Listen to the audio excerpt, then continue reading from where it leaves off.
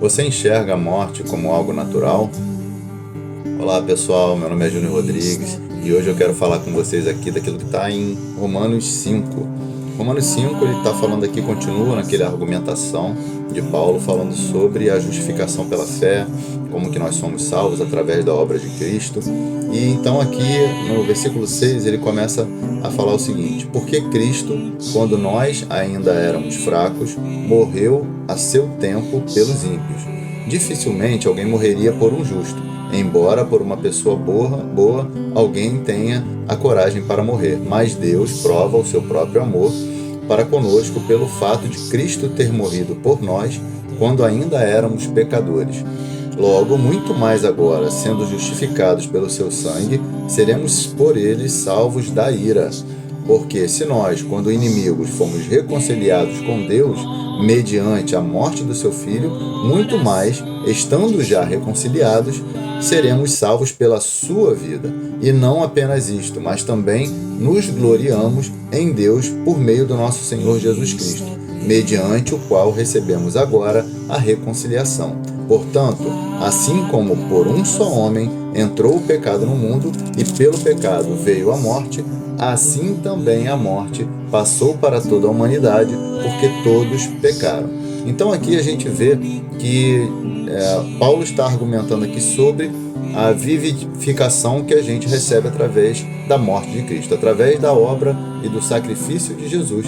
Nós então somos reconciliados com Deus e por isso então nós somos livres do pecado e consequentemente da morte, até porque o salário do pecado é a morte. Então o fato de morrermos não é algo que foi naturalmente planejado por Deus. Na verdade, foi uma consequência daquilo que ocorreu no Éden a partir do pecado do primeiro Adão, a partir do pecado de Adão e Eva, onde eles desobedeceram a Deus, e isso então fez com que o pecado entrasse na humanidade e, consequentemente, a morte então passasse a ter domínio sobre a humanidade. Mas através da obra de Jesus, do sacrifício dele na cruz, nós então recebemos o pagamento pelo pecado, ou seja, na cruz ele levou todos os nossos pecados, ele nos livrou do domínio do pecado. Então nós somos também livres do domínio da morte, onde então a partir da sua morte, da sua ressurreição, nós então somos agora preparados, livres de todo pecado, justificados, não porque nós somos justos, mas sim justificados pela sua morte, para que então nós possamos ter a vida,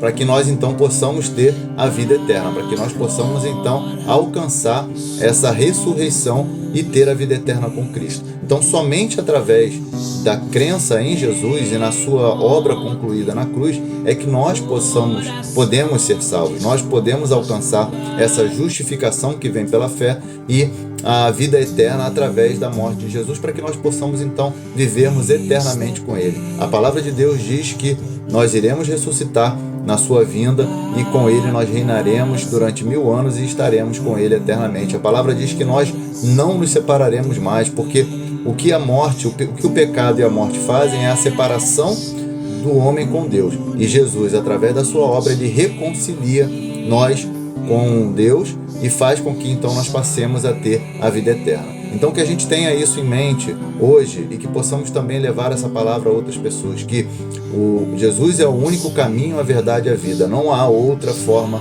de alcançarmos a vida eterna se não for através da crença em Jesus, de uma vida com Ele, entregando nossa vida a Ele, reconhecendo a Ele como Senhor e Salvador de nossas vidas, para que nós possamos então ter essa possibilidade de viver a vida eterna com Ele. Que você fique com essa palavra hoje, que Deus te abençoe e um grande abraço.